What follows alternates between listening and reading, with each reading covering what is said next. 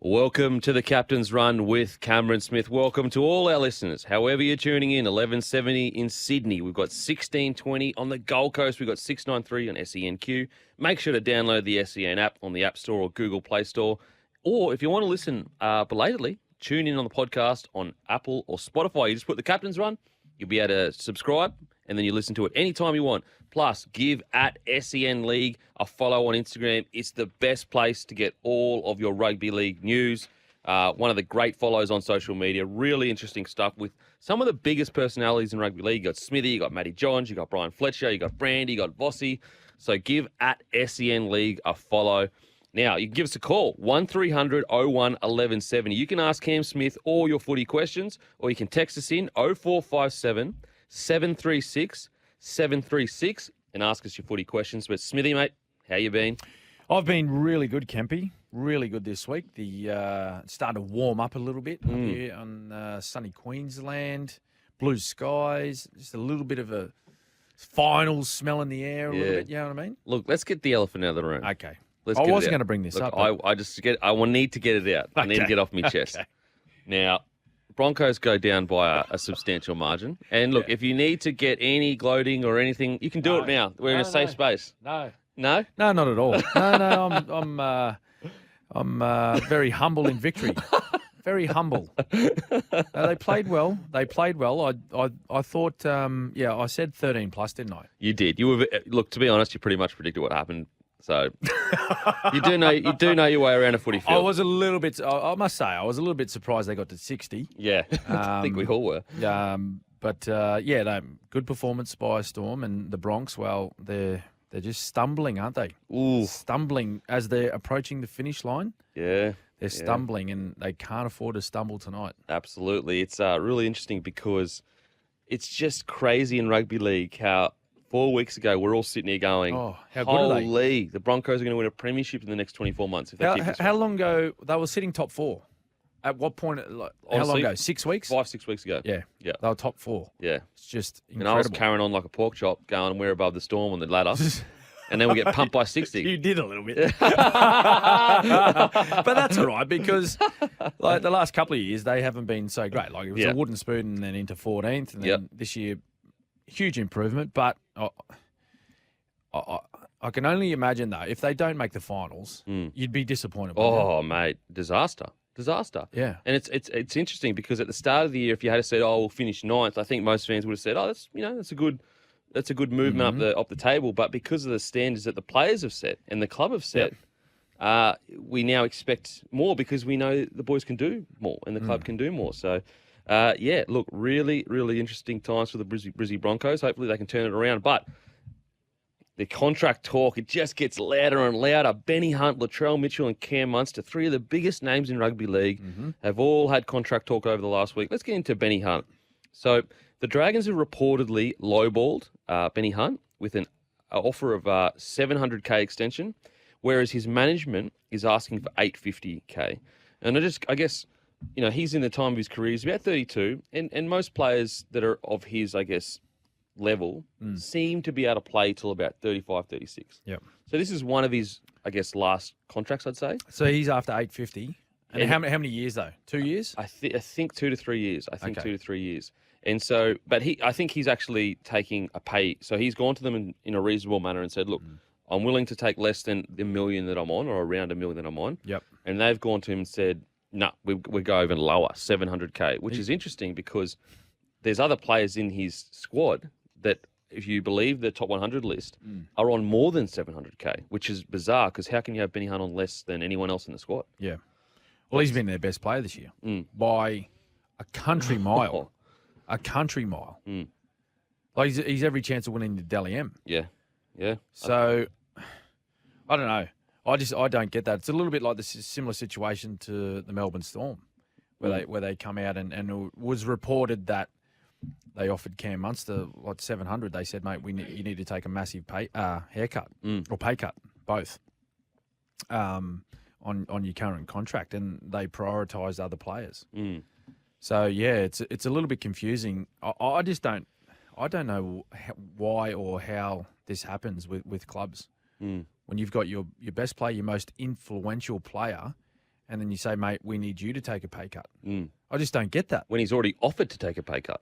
Yeah, I don't get that. Like another pay cut from what he's offered. Yeah. Because he's on, like, reportedly on, $1 million, maybe a touch over. Mm. And that's, like, that's great from him saying, right, I'm coming towards the end of my career. I understand that we need to try and retain a few young players at this footy club. I'm willing to take a bit of a cut here.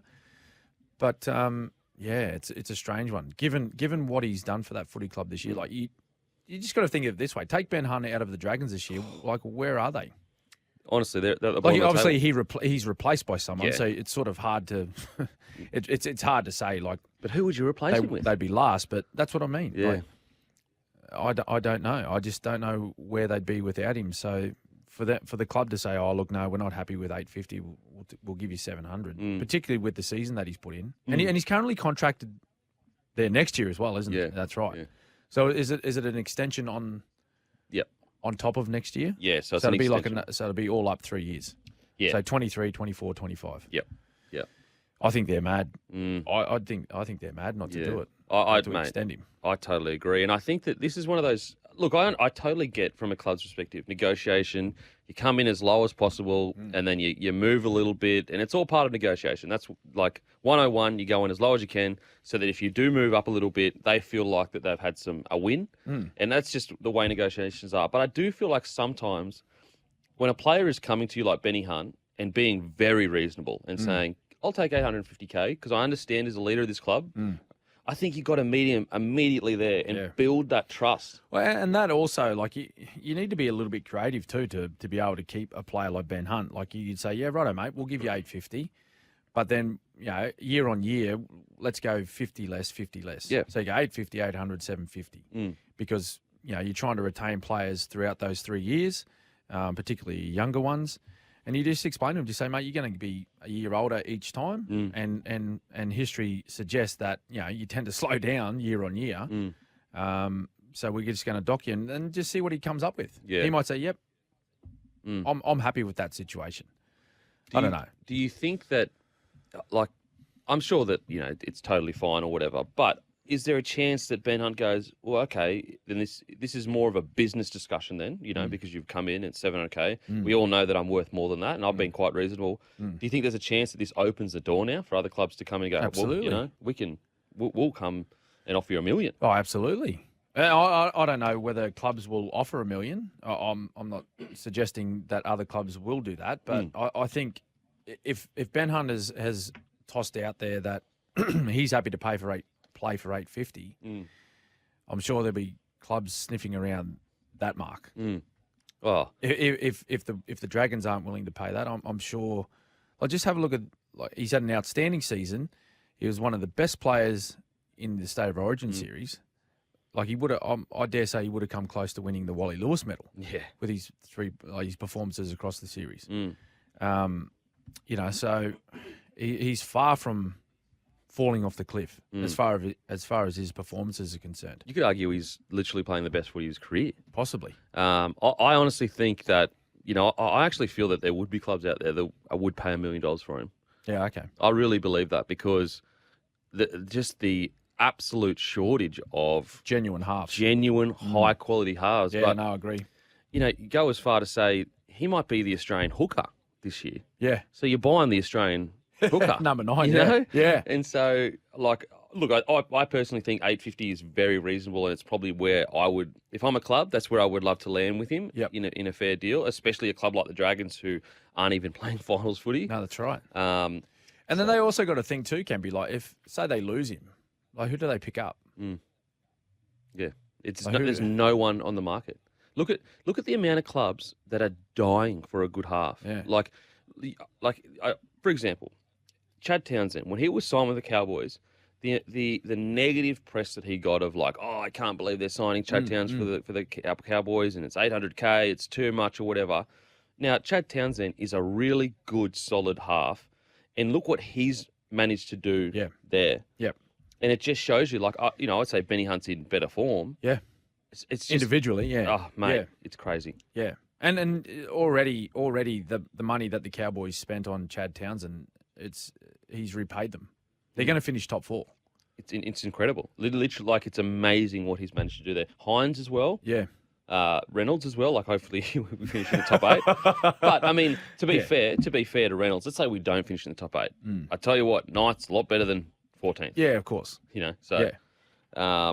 And Ezra Mam, I think his development under Reynolds has been really good. I mean, he's had last couple of weeks have been a bit tough, but anyway, now on to the Cam Munster chat. And Latrell Mitchell has kind of been thrown in and out. Now, this is a really interesting one because Wayne Bennett came out and he specifically said, when Latrell Mitchell's on the market, we would love to have a chat with him. Mm-hmm.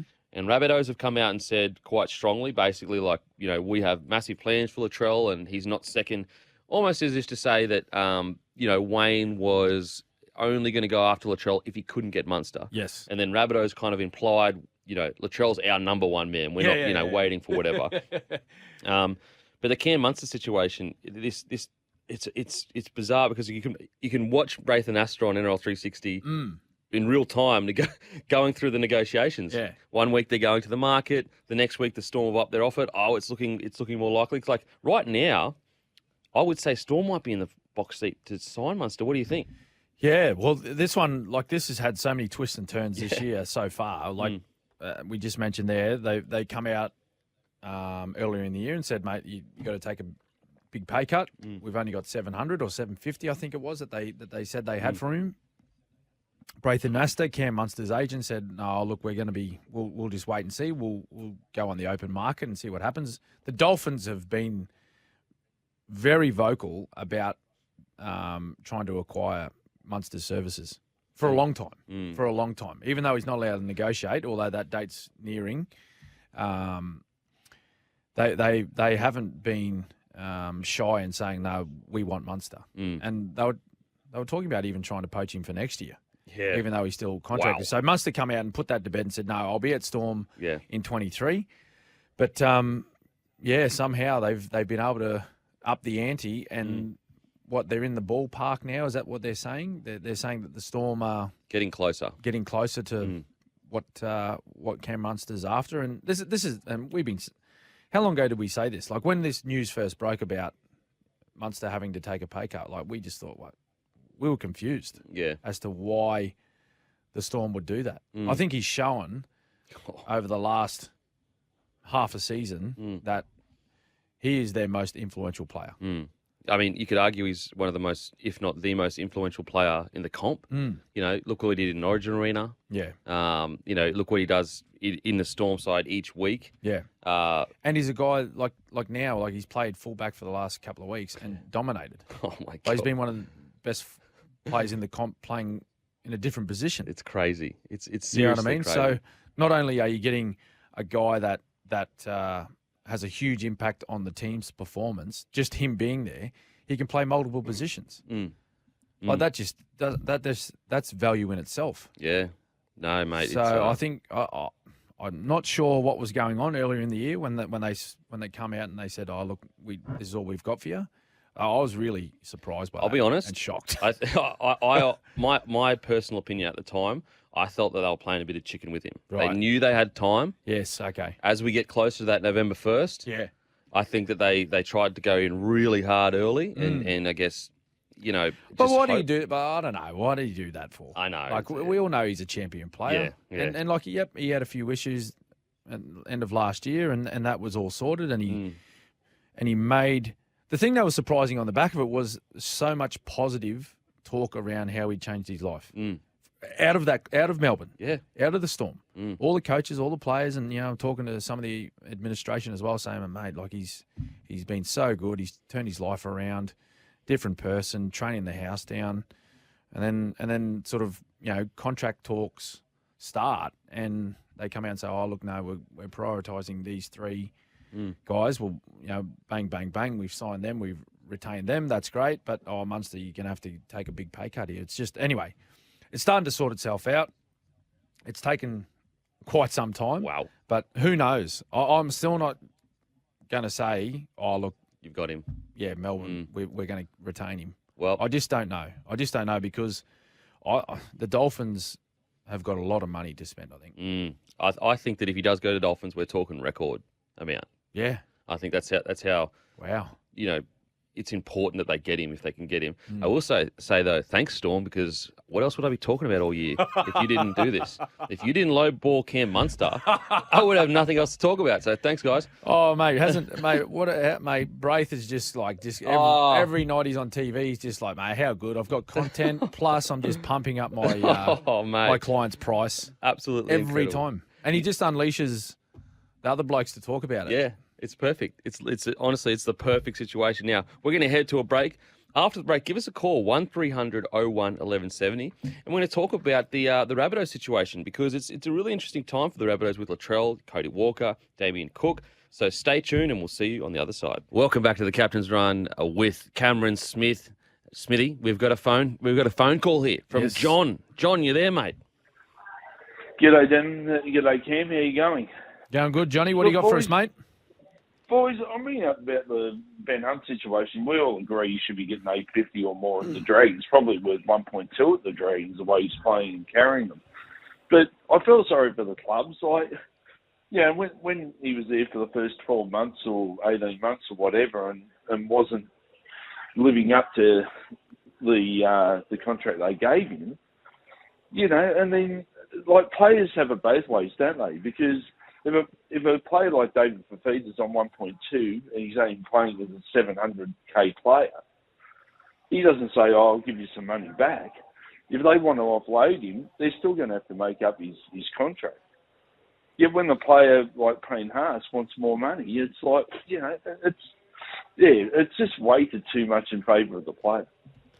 Yeah, I totally get where you're coming from, John. With the bigger players, the top tier, they've got a lot of leverage. But what you don't see is the bottom tier of players that get, pushed out of contracts, out of clubs, not paid out their full amount, basically told that, if you don't move on, you'll be in reserve grade, so that'll drive your value down. Therefore, they kind of force you to leave. So where you feel like, and you're right, some players they come to a club and unfortunately they don't play as well as whatever they're getting paid, but I do think that it's kind of counterbalanced by the amount of guys that are on the fringes that also get, I've had a mate that was in a squad, re-signed for 3 years by a specific coach, and this is in the NRL. That coach got sacked a couple of weeks before the season started. The new coach came in, didn't like him as a player, and said to him, unless you leave, we're going to put you in reserve grade for the next 2 to 3 years and you'll be worth essentially nothing. And so he was basically forced to leave and not get paid out his... How's that work? How can you get paid out? If that went to court, surely he gets paid out the no club would touch you if you took a club to court, because then they have to worry about the same situation. So so put it this way, let's say he goes, all right, sweet, I'm going to sit in reserve grade for 2 years. By the time that contract finishes, he will be worth minimum, because he's been playing New South Wales or Queensland Cup. And if you take a club to court, the damage that would do to the playing group, a player in the top 25 suing the club would be astronomical. I don't get how you sign the contract then and don't get paid out that amount. It doesn't make sense. I'm telling you, it happens all the time, and it's basically you can either stay and feel like an outcast, or you can just go, you know what, cut my losses, go to a club that values me, it's going to give me a fair crack at playing first grade. It honestly, mate, I'm telling you, it happens all the time. Now, I agree with you though. The big dog players, they have a lot of leverage for sure. There's no denying that. But yeah, that definitely does happen on a regular basis. Fair enough, mate. Thank you, guys. Appreciate it. Good on you, John. Thanks, mate. Appreciate it. Great call from John. He's right. You could look at some of these players and you could go, hang on a second, the first 2 years you were struggling, and we gave you maybe more than what you were delivering on the field. Mm-hmm. But yeah, it all balances itself out usually. And there's always a fear too, I think, with those top tier players that you're talking about, Kempy, that if a club says, "Oh, look, you're not offering us, the value that we're paying you, we'll just let you go." There's always a fear there of when you let that certain player go, they go to another club and it comes back to haunt you. Yes, absolutely. That you do play better. And the clubs make a decision to sign players on X amount of dollars. And we've spoken about this several times on our show about it's not just about on-field stuff. Like sometimes guys are signed on big dollars to try and help increase membership numbers, increase corporate value at your club, sometimes even increase media attention to your club. Yep. That just happens. Like when you're talking, the big name players like Latrell Mitchell and Cameron Munster and Nathan Cleary, these type of guys, they attract revenue to your club, whether it be through the gate membership, sponsors, media, whatever it is. So it's not just, it's a little bit more than just what you're offering on the field. And I know that's what we all watch. Yeah. And we all see that every week, the 80 minutes that those players play. But they're doing a little bit more for the club outside of playing as well. But, agree with some of the fans and some fans that are frustrated at times. There is a responsibility to go out when you are getting paid a significant amount of money to be playing well every week. Yeah, for sure. I mean, there were performances on the weekend, huge blowout scores. You could make the argument, boys, you're professionals. That's right. There's no reason that you just switch off in the last 20 minutes. Yep. Another factor that doesn't get talked about a lot, in my opinion, and this sounds extremely pro player. I understand how this sounds, guys, but it's just the truth. I'm not saying at the Dragons this was the case, but there's a very real possibility that the reason Benny Hunt wasn't playing well is because he wasn't being supported the right way. Yeah. Again, I don't know that happened. I'm just saying that it's not always just the players' fault for their form. It could be the way they're being coached, or they're being told to play a certain way. Or... Yeah. Well, going back to I think it was the start of this year. Remember Josh Adokar, right? The Fox. He hadn't scored a try in like the first month or something. I remember interviewing Trent Barrett, and it was when they were taking on. I think they were playing the Rabbits out at Homebush. This is like Easter weekend, I think it was. And I spoke to Trent, and just did he have concern about Josh and his lack of the amount of tries that he scored, because the previous couple of years he'd 20 plus tries, and he said, mate, like at the end of the day, Josh is a great finisher and he's a great winger, but we need to help him. We need to do more on the inside. So that's what I'm just backing up what you're saying, that, like you can sign these elite players and you can sign them on a lot of money, but it's not just a one-man band. They're supported. They need to be supported by players around them as well. Yeah. And to be really clear, guys, there's absolutely been players out there that, have taken shortcuts and not played the way they should play. There's no denying that. There's no denying that. But there is always usually more to the story. But we've got some text here. Smithy. Hey, Cam, Dragon salary cap is a mess. How on earth is Lomax on 700K, Jack Bird and Jaden Sewer on 500K? Paying Hunt 700K per season is admission their salary caps needs a repair. Mickey from Mascot. Well, you could be onto something there, Mickey.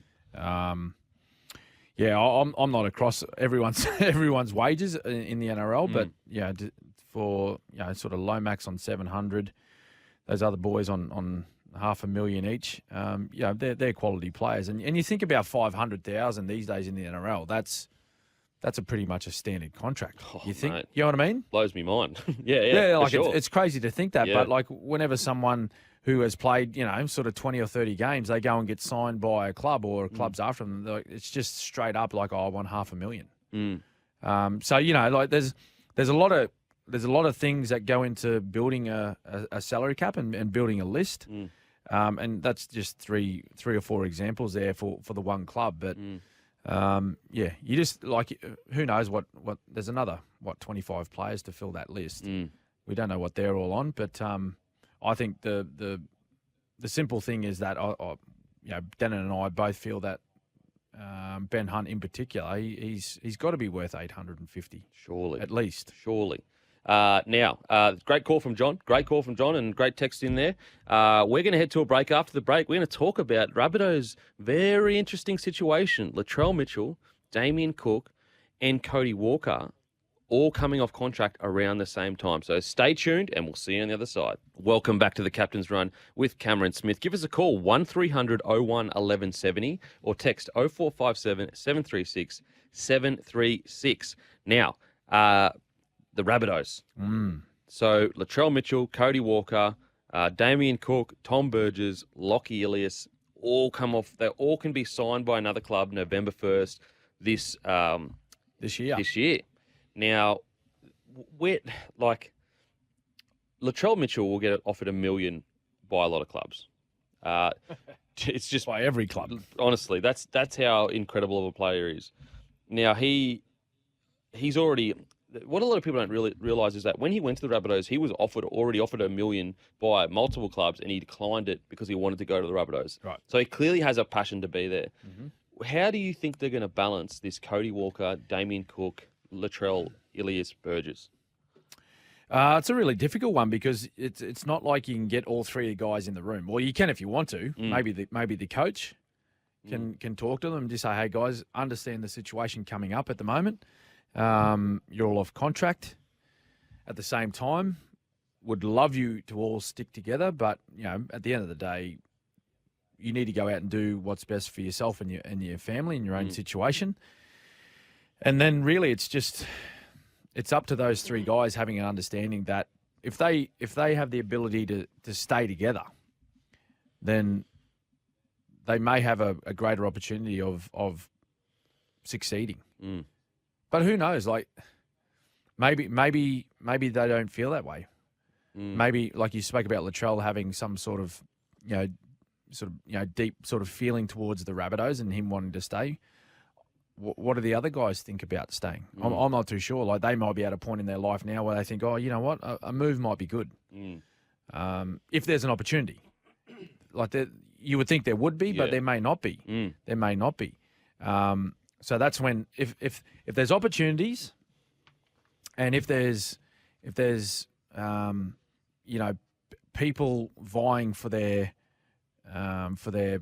business, that's when you're able to go back and negotiate strongly. But if there's no one out there, for example, and I'm not saying at all that this is a situation with Damien Cook, but if there's people out there, there's clubs out there that aren't overly interested in signing Damien Cook, getting towards the back end of his career now, and they were like, well, look, mate, love you as a player, Cookie, but we're right at the moment, then that reduces your bargaining power. You know what I'm talking about? Yeah, absolutely.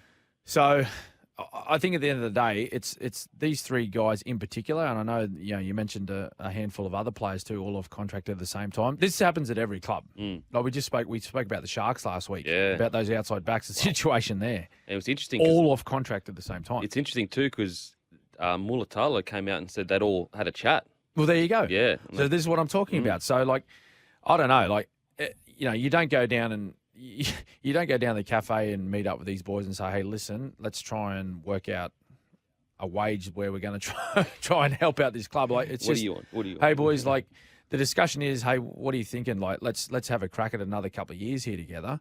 But then you walk away with an understanding of, hey, like we may need to sacrifice a little bit salary wise if we all want to stay together. Comparing to if we were to move on to another club that want our services. So say like a Latrell Mitchell. I dare say for him to stay at the Bunnies, he'd have to stay for under market value compared to what he'd be able to get elsewhere. At a club that's maybe not going so well at the moment, struggling, looking to try and improve their position on the ladder, looking to play finals football, looking to attract new sponsors and all that sort of stuff that I was talking about. They're happy to pay, $1 million plus for a Latrell Mitchell. So that's where the decision's got to be made, Kempy, between those three guys to say, hey, listen, do we want to stay together? Of course we do, because we think we've got a real good opportunity to do something special here with the club. But we have an understanding of, okay, well, when we negotiate, we got to be happy with taking, a little bit under what our market value would be. Yeah, no, it's and the good thing for the Rabbitohs is if they keep on this run, and let's say they do have a fair crack at the prelim, it's a much easier conversation of like we're there or thereabouts for a premiership, guys. Where if they fall out of the 8, all of a sudden it's like maybe we aren't. But anyway, on to the Cronulla Sharks. They're pushing to host a Week 1 finals match at PointsBet Stadium if they finish second place. Now, as a lot of people know, the semi-final usually goes to a core stadium. It's because they need to seat more people. That's what they say. Obviously, going to make more money. Shark Park, it's about 10,000 people that it seats, so not that many people. What do you think? 10,000? I think, is it about 10,000? Felt about 30,000 that night of a binge. I'm sure it was. Probably wasn't, but it felt like that. Mate, look, one of the great moments in rugby league. Oh, man. What do you think? Look, give them a home final. Surely. Let them play it. Is it points bet? I think it's Points Bet Stadium. Let them play there. What's the point of coming second if you don't get? It's not a home game for them. Because they're more than likely who they're going to play. They could play a number of teams. Well, they could play Cowboys. They could play Storm. Who else? Possibly Parramatta. Like I'm talking about. Could Parramatta sneak into? I think they can still sneak into that fourth. I think if they win both of their games. Well, Sharkies can't finish first, so they won't play fourth. It's So. I'd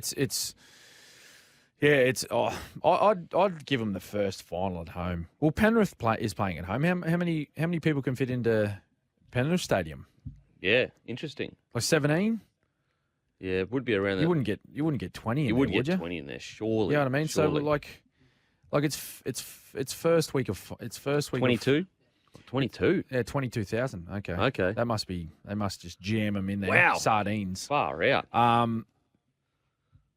I'd let them play there. Yeah. First week of finals. Let them play at home and then say, like, after that, like, win or lose, just say, hey, boys, first week of finals, you get to play at home. After that, you're out. Yeah. You're at Allianz or another stadium in Sydney. It's just like you work so hard all year and you get literally nothing for it. Well, every other team that finishes, so first and second and fifth and sixth, they get home finals. They play at their home stadium. And like, I guess, tell me, what would Cronulla Sharks as a club want? A bit of extra coin by playing the finals at Thingo, or well, I don't know. Winning? I don't know. This is what we may need to confirm. Our listeners may know this, but I think the NRL own the finals, Kempy. Oh, okay. So the NRL get the money. Yes, okay, yes. It's all making sense now, Smithy. So it's the regular season where the clubs get the gate, the money from the gate. But I'm pretty sure the NRL own the final series. Oh, wow. So that's why they'd be saying to the Sharks, you got to go to Allianz. Oh, okay. Okay, well, hopefully they can do the right thing. I think the Sharkies, if they finish second, I do. They've earned Absolutely. the right to have a home final. Now, James Tamou, downgraded, suspension. Now, really, obviously yourself, missing a grand final. So you've been through a situation where a big thing has been coming up and you weren't able to play due to suspension. Yep. I'm torn on this, Smithy, but I'll get your thoughts first. What are your thoughts on the downgrade of the suspension? Look, I'll be honest. I was happy with the downgrading of the charge. I think, what was he charged with? Grade 3? Was it contrary conduct? I think so. Which would have been how long? 2 weeks? 2 weeks. Initially, it was 2 weeks. Yeah, okay. Oh, look, I'm happy with it. What did Brandon Smith get? 3? Yes. So he got 3 weeks. Why was his a grade 3 contrary conduct as well? I don't know. We'll need to confirm that. But he got 3 weeks, and he called the ref a cheat, didn't he? Yes, he did. Which is a bit more hectic. That's straight up. He's called hectic. No. Yes. Straight up. And at no stage am I condoning what Jimmy Tamou said to the referee, saying he was incompetent. He's gone off at the referee. But I don't mind. I actually don't mind the downgrade. At no stage do we want, our youngsters, all the juniors, looking at James Tamou and thinking that's okay. But at the end of the day, this is not junior football. This is high stakes sport. It's a profession. It's a professional situation. For those people saying, it's a bad look. Yeah, okay, it's not a great look. But at the end of the day, parents need to sit down with their kids, and if they're watching that, just say, hey, you see that? Don't do that. That's wrong. Yeah. And he's being punished for it. He is. He's copping a punishment. He's missing a week. But yeah, I was happy. I was happy with the downgrade. See, what are you thinking? See, you was torn. I'm torn. Okay. If it's his last ever game, I like the downgrade. so that he gets to go. I think he's earned the right to be able to, he was earned the right to be able to go out the way. Yep. He should have go one out. last opportunity to play. I think so. I think it would be a travesty. He's been such a good servant of the game. Mm-hmm. He's been just so good for so long. Yeah. But if he is going to play next year or whatever, Mm-hmm. in the NRL, that is, I think that it should have stayed. So that's why I'm talking, because we don't know whether he's going to retire. Okay. But I just think if he should have told us. Yeah, should have announced his retirement. No, he should have said, mate, I'm playing on. Okay, you got 2 weeks. You got 2 weeks. Sorry, mate. So, yeah, I'm of the mind. I just think that if he does go on to play next year, it does open this kind of weird situation where, because he's a good bloke, he gets off. But if a air quote bad bloke or a not so someone with a reputation, does he get the same treatment? I don't know. So yeah, either way, I'm not, put it this way, I'm not up in arms about it or whatever. Yeah. But if he is retiring, I think it's the right decision. But in general society, if someone gets taken to court for something, don't they get offered character references as well? Yeah. Yeah. You know what I mean? So that's if people arguing the point of this is out of character for James Tamou. He's played for a long, long time, and never have we seen an outburst like this or him talking to a referee this way. So maybe he was given a discount because of that. But in general society, if someone gets in strife with the law, they're able to give character references as well. For their character and their standing in the community, let's just say. So I'm okay with it. I'm okay with it. It was the wrong thing to do that he did. Yeah. And agree, it wasn't a great look for our game, because at no stage do we want to see our officials being abused that way. But it was in the heat of the moment where he just, I don't know, he looked extremely frustrated, as you would be. Yeah. As you would be. Wow. From a really long season that just right from the get-go hasn't gone right for them. And they've had to deal with a lot of things across the entire season. And he broke in the moment. He snapped and he got it wrong, and he's being punished for it. He's missing a week of football. Yep. If he does retire, sorry, Kempy, if he does retire, then that's one less opportunity for him to play the game he loves. Yeah. So it's a punishment. Okay, we're going to head to a break, but after the break, we've got best hands thanks to Schnitz. See you on the other side. Time now to break down the best hands in the NRL. Thanks to Schnitz, the best hands in the schnitzel business. Welcome back to the Captain's Run with Cameron Smith. Make sure to give at SEN League a follow on Instagram, or give us a follow on Spotify and Apple. The Captain's Run. Listen to us anytime you want. But we've got, Smithy, the best hands, thanks to Schnitz, to have the best snitchels in the game. What do we got here? The best snitties ever, Kempy. 1 point goes to Latrell Mitchell. Beautiful offload to Cody Walker for his try against the Panthers. They just snuck home the Penny Panthers. Liam Martin, he had the fumbles early, but he held on to the one that mattered. Oh, what a line. 78th minute or something like that. Perfect line. So that's 1 point, Latrell Mitchell. 2 points, Dylan Brown's 20-metre cutout pass, thank you, from Micah Sevo to score against the Doggies. Bounced back nicely. Para, mate, are they a chance? They're hanging by a thread. Do you know what I mean? Because everyone wants to count them out. There's still a chance to me. There's still a chance. What about tonight, though? I'm talking about Broncos. Tonight. Come on, no, your they're going boys. to play No shocking. chance. Okay. No chance. Right. Okay. No good on the road, you reckon? No good on the road. Okay. The Suncorp Stadium, Smithy, you know all about that. I do, actually. Yeah. The Cauldron. Actually, the last loss I had there was 09, I think. Really? Okay. Far out, Smithy. Oh, man. You're just driving the dagger in deeper. Just off the top of my head. 3 points. Scott Drinkwater, though. Oh, He's wow. no-looker. The no-looker offload to Val Holmes. It just set up a beautiful try for Peter Hiku. They played well, the Cows. But the big test is going down to Sydney. Yes, absolutely. Sydney boys on the road. We need to get down there and play well, Cows. Well, if you want to win the comp, you got to be able to travel, obviously, because Yeah, well, they do. Yeah, They do. What they will be hoping to do is have that sort of top four finish. And And then can they hold on to second? I just don't know. They finished with Penrith in the last round. Without Cleary and Lord. Yeah, they got a tough one this week in Sydney. Then they finish at home against Penrith. If they hold on to top 2, mate, they might win week 1. Imagine winning week 1 in Townsville. Week off. Stop it. Sit up in the sun. Nice hot. Yeah. Maybe go over to Magnetic Island for a little holiday, little fish. Yeah. Whatever. And then you're playing you're in a prelim, and you play the prelim at Townsville. Holy. Oh, yes, you do, don't you? Yeah, well, they can't make them travel to Sydney. Wow, so I might tip Cowboys for the win because it's like all up? No, Premiership this weekend. Oh, okay.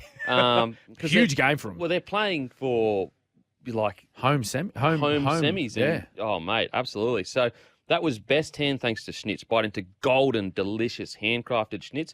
After the break, we'll wrap up the first hour. Welcome back to the Captain's Run with Cameron Smith. Make sure to give at SEN League a follow on Instagram. Great page to follow. Also give the Captain's Run a follow on Spotify and Apple. We've got a text here, Smithy. Yes.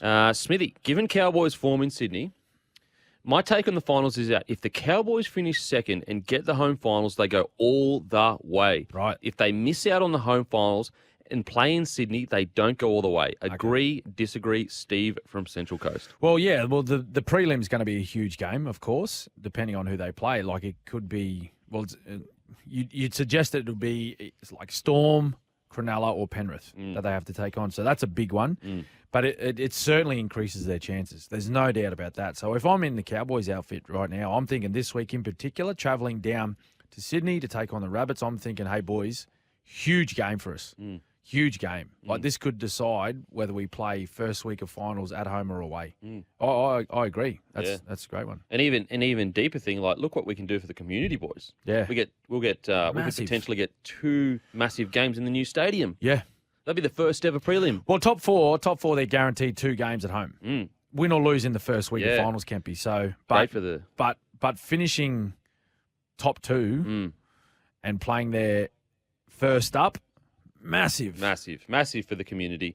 Now, we're going to head to a break, but after the break, we're going to discuss how do we incentivise these bottom 8 sides? Is it relegation? Is it incentivising them with winning a cup? So stay tuned. After the break, I'm going to get Smithy's thoughts on how we incentivise the bottom 8. Welcome back to the Captain's Run. Give us a call, 1300 01 1170, or text us 0457 736 736 and give at SEN League a follow on Instagram. But we've got Steve from Brizzy here. You there, Steve? Good morning, Beak. How are you? Very good, Going thanks. well, mate. Yes, good. How are you, Pest?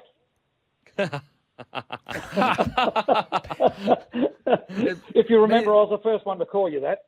Yeah, how are you, mate? Going well? Yeah, good, mate. Mate, I've got an idea in regards to the NRL and what could be happening at the end of the season to incentivise some of the bottom-paced teams. And it goes to, just give me a minute to explain, it goes to the fact that they want to go to the NRL or the NFL system of, buying the grand finals. So adopt the NFL system of, at the end of this year, you have 2 conferences, be it the teams that are finished in the odd numbers, 1 through to 17, they play in one conference, and the even teams play in the second conference. Now, you play everybody in your conference once, then you switch over and play everybody else in the other conference once, then you switch back and play your conference again for the second time. It works out that you play 23 games of football with 2 buys, 25 rounds. But what happens is, when you get to the end of the season, you'll be saying, and you'll be looking at all the teams and saying to yourself as a manager of a side or a coach of a side, we need to get ourselves into the other conference. We need to do this. We need to be more competitive. We can be more competitive over in Conference A than Conference B. So you're saying that that will incentivise teams that are struggling? Yeah, the bottom place. Yeah. When you say, rightio, if Conference A's got 9 teams, Conference B's got 8. So the bottom place side, number 17, you eliminate the fact that he doesn't have to play the top seed for the second time. He plays everybody except the top seed for the second time. So you're saying to yourself, you're sitting 14th in the ladder, but you can see Conference A being a better place for your team to be placed next year. So you're going, fellas, we need to get ourselves to 13th on the ladder to get over to the other conference. Okay. Is there any chance of tanking games then, if you wanted to say, or is it all about manipulate where you go? Yeah, there is a chance of that too, but anything short of bringing in a draft system, I just can't see how you're going to do it. Mm. Yeah, I mean, look. So, it's just one of those things. Like, I know you've got to give everybody some sort of hope to make sure that they're playing out for the system. And you'd hate to think that as a person who's controlling the game at the NRL, that you have to bring a coach or a manager or somebody in for tanking a game to try to get across. Mm.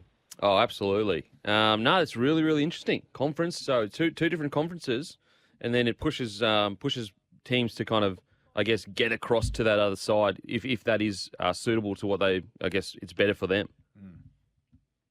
Arguments about, hang on, we should be playing Melbourne twice or we shouldn't be playing Melbourne twice. Everybody has this argument with the draws the way it is now. Is who's got the toughest draw, who hasn't got the toughest draw. You sort it out yourselves by where you finish in the conference. Mm. Yeah, really, really interesting. Yeah, well, because it is, I believe it is a little bit unfair, the draw as it is right now. I don't know what you think about that, Kempy, but some teams play the better sides twice, whereas some other sides play the teams that aren't going so well twice.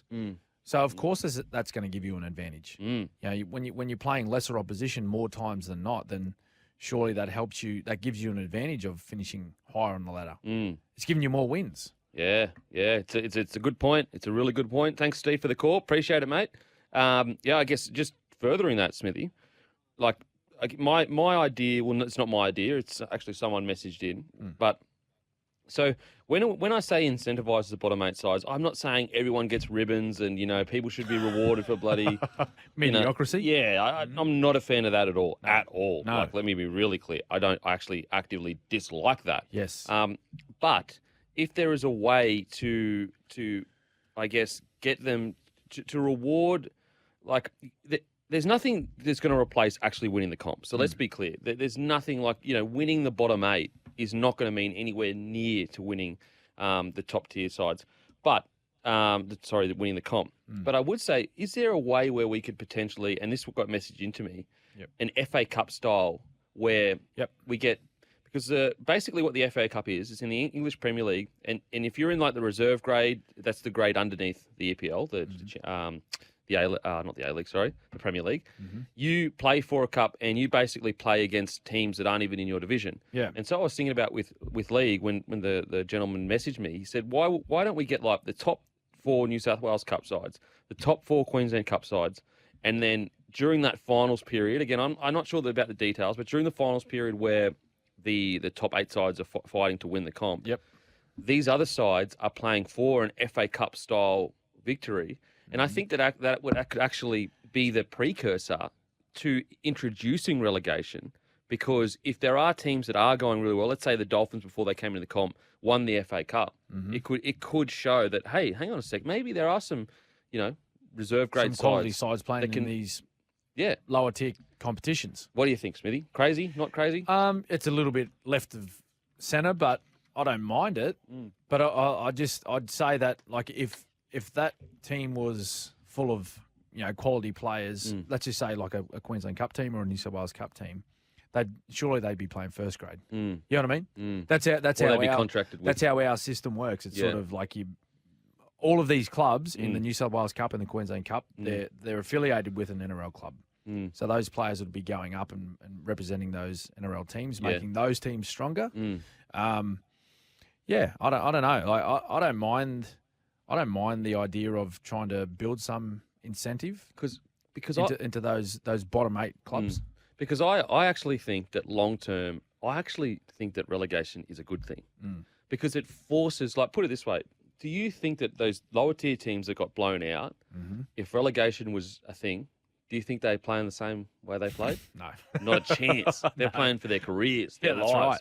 That's right. So I totally understand that, we're nowhere near ready for something like that, but surely we should think long term and build towards it. That happens in the Super League. So in the English rugby league competition, the Super League, if you get relegated, I think I've spoken to guys that have Australian players that have gone over to play, and if say they're going to a team that most times a team that aren't in the sort of top 5 or 6 clubs. And they may be a chance of being relegated to, I think, is it called the Champions? Is it called the I'm not Champions sure. League? Not The sure. second tier competition over there. Anyway, if they think there's a chance, they actually have sort of they're remunerated for both scenarios. Yeah. So like if we're down- playing, if we're playing in the Super League, this is the salary you'll be on. But if we get relegated, this is what your salary okay. will be, because they lose funding Yeah, if absolutely. they drop down. So that's I'm just backing up your thoughts there on players' attitudes towards, well, geez, if we're going to be relegated, like they're not just going, oh well, we're gonna get the wooden spoon, just we're not going to play it, we're not going to turn up today. Like, hey, this is actually going to have a huge impact on my earning capacity and my lifestyle. Because if I stay in the NRL, I'm going to be paid, 200, 300,000. But if I drop back to New South Wales Cup, that goes back to 80,000. Yeah, it's a So you're playing for your livelihood. Literally playing for your livelihood, and also, you could make the argument, and this is very cutthroat. Like I don't believe this, but there is an argument to be had where if you win the wooden spoon, you still the next year you got the same salary cap as everyone else, which is rightly so. We're trying to even out the comp, but there's no punishment. You're getting paid the same. Yeah, Essentially as the team that won the comp. is the best team Is in the the comp. best in the comp. And I'm not saying that because that's the way. I'm not saying that we need to introduce they get paid less, because then you just snowball and they'll have no chance. But I'm saying that we need to have some, I guess, not punishment for winning the spoon, but just some incentive to actually not win the spoon. So yeah, really. Let us know. Let us know give us a text. Give us a text whether you agree or disagree or whatever. 0457 736 736. Yeah. Do you think we'll ever go down the draft system?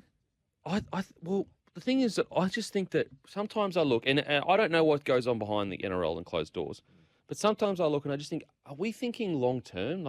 And maybe we are. Maybe there are 20-year plans and 10-year plans. Not even maybe. There probably is. But sometimes I think, for example, even with the media side of things of the NRL, why isn't the NRL building its own infrastructure to record its own games, create its own content, so that it doesn't have to rely so heavily on being paid by other networks to, the NFL, I'm pretty sure, they film all their own stuff. And again, this is just a sidetrack, but Yeah.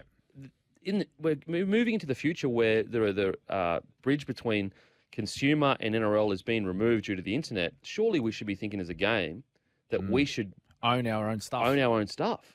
But anyway, back to the thing at the Super League, the relegation and draft. I actually think that, is it almost inevitable that we get to that point? Surely we've got to keep progressing as a game. Yeah. Because all the best sports in the world do it. Yeah. So why aren't we doing it? I understand there's reasons for it, but that's my thoughts. What are your thoughts? Well, the big American sports do it, don't they? AFL does it? AFL does it. Soccer don't. It works Academies on and a that? free agency sort of thing, doesn't it? Yeah. Well, they got academies, so do we. We have high performance academies and junior development systems and all that sort of thing.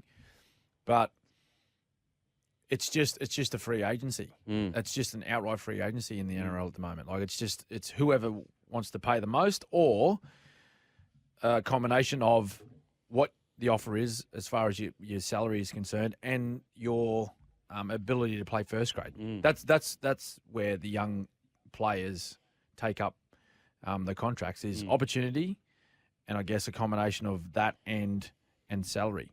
So if you're an 18-year-old, right, and you've grown up, let's just say you've grown up in Brisbane, you've been with the Broncos since you were 14, you've been to all their junior development camps and all that sort of stuff and blah blah blah. And they say, mate, love to keep you as an 18-year-old. Here's 200,000. But then the Melbourne Storm come in and say, mate, we'll give you 500. That's how we value you that highly. What are you going to do? Yeah. You're taking the 500, aren't you? Absolutely.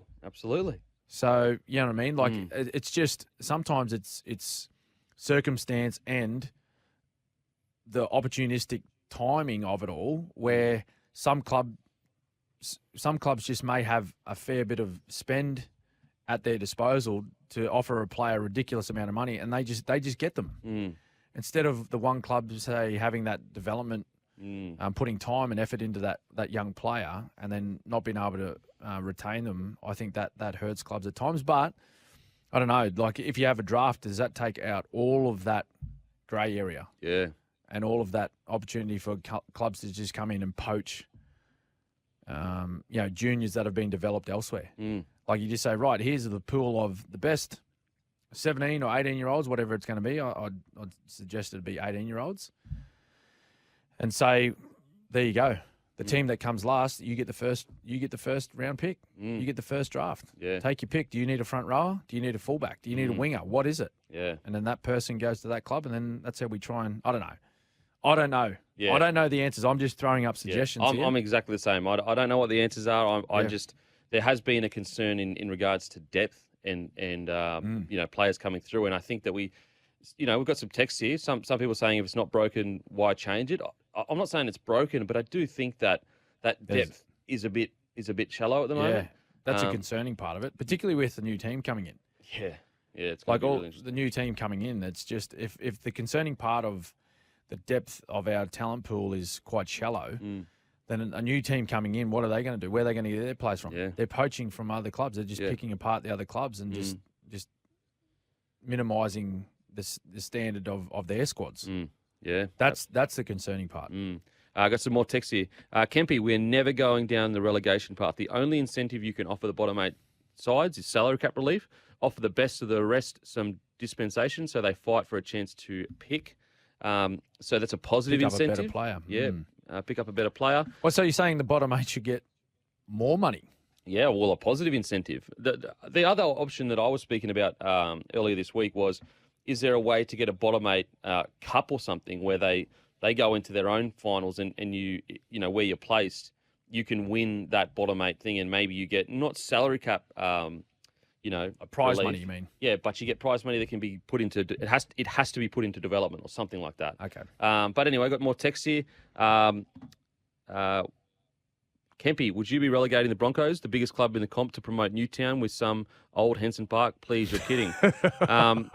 Look, if it was relegation and Broncos got relegated, that's just the way it is. That's the way it is. I feel the answer is when rounds are organised for the next season, the bottom 2 teams should have the hardest draws, having to verse the top four sides twice. There is no punishment currently for finishing poorly. Players in the bottom 8 sides saying rounds ago that this year is over and they were already preparing for next season. Not a good look. Not a good look. This is another text. How the hell are West supposed to attract players if they're threatened with losing half of their contract? Well, it's like all the other sports that have relegations. It seems to work. It's it's a really interesting thing to talk about. I don't have the answer, Smithy. I don't think you have the answer either. No. But we're just tossing up suggestions. We're just tossing up ideas, guys. We're not married to any of these things. If it stays the way it is, it stays the way it is. We are going to head to a break. After the break, we've got plenty to talk about. We've got Bailey ladders. The young fellas climbing up the Bailey ladders. So stay tuned for that, and we'll see you on the other side. Welcome back to the Captain's Run with Cameron Smith. Smithy, we've got some breaking news. From Danny Wilder. Josh Schuster has told Samoa officials he is not going to the World Cup. His focus is on a big preseason for Manly. Wow. Interesting. Okay. It's a good thing for Manly fans because he's, probably going to be the 6th next year with Forum moving on. Yeah, and that's a big decision for Josh Schuster to come up with because, it's no little thing to be representing your country of choice and playing in a Rugby League World Cup. But the thing with going over there is that he wouldn't return to training until January. So I think maybe someone may have had a little word to him and said, mate, we need a really big preseason out of you to make sure that you're in the best possible condition to start the year at 6. Big call, but, good on him. Good on him for making that. That's a huge decision for him. Yeah, very mature decision in regards to, putting the club first if he's an important player in that team. Now, it's time to break down which young players are climbing up the Bailey ladder. They have been worksite trusted for 60 years. 60 years. Crazy. Bailey ladders. So if you need a ladder for the worksite, grab a Bailey ladder. They're the best in the business. What do we got here, Smithy? First nomination goes to Jermaine Hopgood. He come off the bench for Penrith. And he ran for over 100 metres, made 20 tackles, in only 40 minutes Wow. of game time. Ripping and tearing. He's going really well. Hopgood. He's off to. Where's he off to next year? Is he going to Tigers? I'm not sure. No, he's I'm not off. sure. He's off to somewhere. He's off somewhere. Second nomination, Christian Mapapalangi in his NRL debut. Only 19, had 100 running metres, 5 tackle breaks, 1 line break assist, and 1 try assist. Yeah, he looks and he's actually a 5'8". Wow. So, I mean, don't get too excited too soon, Knights fans. But the positive is he's an absolute gun in the lower grades. Yes. Came into first grade and physically, in my opinion, he, even though he's not the biggest body, looked like he handled himself. Yep. No, he played really good, Christian. But my third nomination goes to Tolu Kola. First game at fullback. Of course, Ruben Garrick. He's out injured. Is 19-year-old. He ran for over 165 metres, 7 tackle breaks, 1 line break in a losing side. He's a good player. Mate, he's got such a big future. Only Athlete. 19. Like, just in a few years with a few pre-seasons under his belt. Yeah. Wow. Yeah. Wow.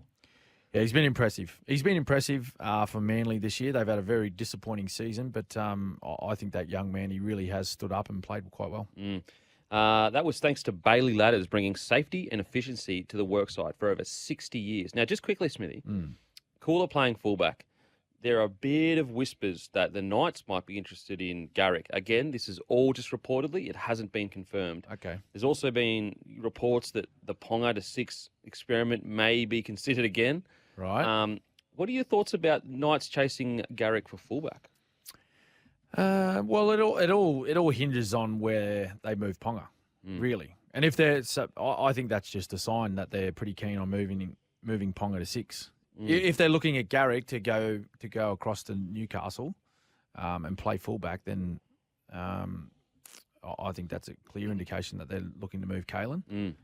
But as far as just on the Garrick thing, I think he's a wonderful player. He's been outstanding. I love watching Ruben Garrick play. Yeah. He's been great. Again, in the absence of Tom, he's taken over that number 1 jersey and played extremely well. He's a good ball runner, safe under the high ball. He's a great organiser in defence. He works extremely hard at the back there. He's been hampered this year by injury, though. He just, like the back half of this year, and I've called a few Manly games, he just looks sore. Yeah. He just looked real tender. He had some strapping around his knee, which he has had most seasons over the last couple. But, I think he had, was it a groin or a hip issue? Yeah. He just looked really, really tender. When he's fit and firing, wonderful player. Yeah. Wonderful player. Absolutely agree. Love watching Ruben play. It's a really interesting how the Manly handle this because, a fullback at NRL level gets paid much more than a winger usually, unless you're tippity top. Yes. And I think Garrick has kind of proven I actually like him more at fullback than wing. That's how good he's been. I think he's been fantastic. Well, the reason why, a couple of reasons. You got Tom Trebojevic there, so he's always going to be big one. reason. But he was fantastic on the wing for Manly. With Trebojevic. Last year, he scored like 22 tries or something. 22 tries. Like he and Saab scored like 50 between them or something like that. Yeah. I think it was. Plus, goal kicking last year, he was straight as an arrow. Seriously. So he was fantastic for him, and why he hasn't had a look in was those couple of reasons. But yeah, I think it'd be a huge pickup for Newcastle. Yep, for sure. Now, after the news, we're going to begin our round 24 preview. So stay tuned. Welcome back to the Captain's Run with Cameron Smith and myself. Thanks to the SEN app. Download it today for free on the App Store and listen anywhere, anytime, or subscribe to us on Apple or Spotify. The Captain's Run, you can listen to it anytime. Give at SEN League a follow. Also brought to you by Bloke and a Bar Beer. Actually, just quickly, Smithy, for the listeners. Yes. Bloke jerseys are back next Wednesday, 6 p.m. Next Wednesday. So if you like the cool bloke jerseys, we are restocking them next Wednesday as a new 6 batch. PM. New batch coming in. Limited amount. New batch. So Wednesday, 6 p.m, you head to bloke.shop. But we've got the Brizzy Broncos versus the Eels. Selwyn Cobbo will be rested due to fatigue. Pereira replacing him on the wing. Ryan James and Reece Kennedy are also out. They'll be replaced by Keenan Palacia and Zach Hoskins. Adam Reynolds will play his 250 NRL match. The Eels, no changes made to the side that beat the Doggies 42-6. How do you see this game playing? Yeah, out, no, Smithy? not surprised with no changes to the Para side. They were very good last week against the Doggies. Selwyn Cobbo, that's the big one. That's the big out for the Broncos. Just I think he went to Kevin Walters during the week and just said, Kevy, I'm not good at the moment. So he's given him a week off, at least this week, I think. And then he should be back for the last round against the Dragons down in Sydney. So that's a big out. But Jordan Pereira, I think when Cobbo was missing after the final, after the third State of Origin, when he was out for a few weeks, Jordan Pereira he did a really good job. Fantastic. I was really impressed with his performances over those 2 or 3 games that he played on the wing for the Broncos. A couple of big ins as well. Keenan Palacia back. Zach Hosking. So good. He made his debut, about 6 weeks ago? Yeah.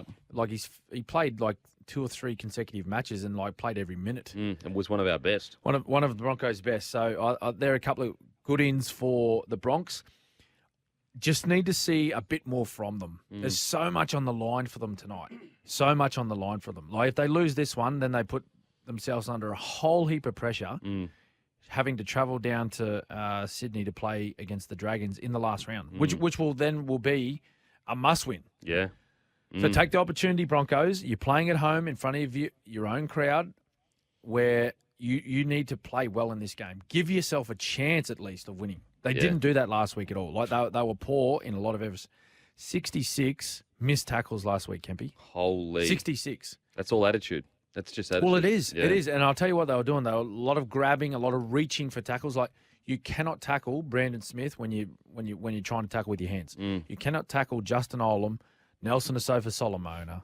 All of these guys. You can't tackle anyone in the NRL. You'll be lucky. You'll get away with one here and there, but just the amount of soft line breaks that the Storm made last week was totally opposite to what we'd seen from the Broncos for the most part of this year. The thing that they've been applauded for this year has been their defence and how it's changed, particularly on their own try line. That's, for me, if I was playing in that side last week and as Kevy being the coach, I would have been worried about how easy they gave up points. Yeah. And there's no doubt, come this time of year and when you go into the next competition, which is the finals, in the last 4 weeks, the best defensive sides win it all. It's just a matter of fact. Yeah. It's not about, let's just go and score 30 and we'll be okay. You need to minimise the amount of points that the opposition score. So this is a big one. I don't know. They're under a lot of pressure. I don't know if they can get it done, to be honest. Yeah, the problem is that, I just hope they're not going to this game thinking, we should beat the Dragons. No. If we want to make any dent at all in the finals, we have to beat teams like the Eels. Well, they can't. They can't think that because I bet that's exactly what they thought when they played West Tigers. Yeah, absolutely. And they got beaten. Yeah. You know what I mean? They were running last, West Tigers. Yeah. Broncos were 5th in that game. And I bet they turned up and naturally thought that, we should win. We should win. Yeah. Well, yeah, you should win, but it doesn't mean you're going to win. Don't leave it up to chance or luck. Go and make it happen. And they have to make it happen tonight. And a couple of guys that, I pointed this out in the call last week, a couple of guys that really need to try and ignite their attack, which was just, I don't know what their attack was last week. I think it's Adam Reynolds and Tamari Martin. They really need to have a lot more impact in their attack this week than what they did last week. Yeah. They started with a bang on play 2. Yeah. They put that little trick shot kick over the top to Selwyn Cobbo. They caught the Storm off guard a little bit. But then the only points they scored was Xavier Coates gifted a 4-pointer to to Kurt Capewell. And then the other one was just late in the game it was a nice kick by Adam Reynolds. But again, they had to come up with a kick over the top of Storm winger. And then Corey Oates had to have a nice finish to get another try. So they just, both sides of their game last week, they weren't great, and they need to turn it around. I really hope they come out with a really good attitude tonight. Now the Para Eels though, are they back for you? Where are the Para Eels for you? Hard. Yeah. Oh, look, again, very good on the weekend playing against the Doggies, and it was glimpses of their best football once again. But they've been a side this year, particularly post Origin in the second half of this season where it's rocks or diamonds. You just don't know what they're going to toss up. And not that long ago, these two teams played each other at Combank, so Para's home ground, and the Broncos, they started really well. It was a bit of toing throwing for a little bit there, and then the Broncos ran away with it in the end. Yeah. So I don't know if that's left any mental scars with Para. I'd like to think not.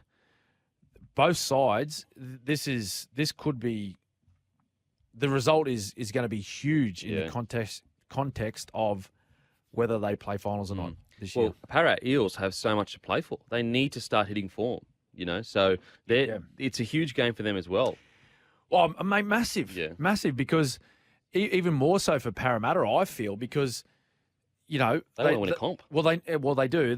But they need to get the result they need tonight. They need a win, because looking past this week, they finish with Melbourne Storm. So they finish with the Storm in the last round of the season. Yeah. So if you're looking at banking wins, and sure, like, they need to be confident going into that match against Melbourne as well. But if I'm looking at the last two rounds and looking at a game where we must win, or we definitely can win, it's tonight against the Broncos. Yeah, no, absolutely. Now, Penrith Panthers versus New Zealand Warriors. Luai has been named to return from knee injury. Fisher Harris also back from suspension. Scary twins. Eisenhuth moves to the bench. Hopgood goes to reserve. Warriors, Harris Tavita returns from a knee injury at 5'8". Josh Curran will start in the second row. Yeah, well, they were good last week, weren't they? Penny. Yep. They had some uncharacteristic mistakes again, but also, like, everyone understands their situation. They're missing their two organisers of their team, particularly Nathan Cleary. Fisher Harris has been out as well, so they've been doing their best for the last few weeks. This should be a victory, a strong victory for Penrith. Is Luai definitely playing?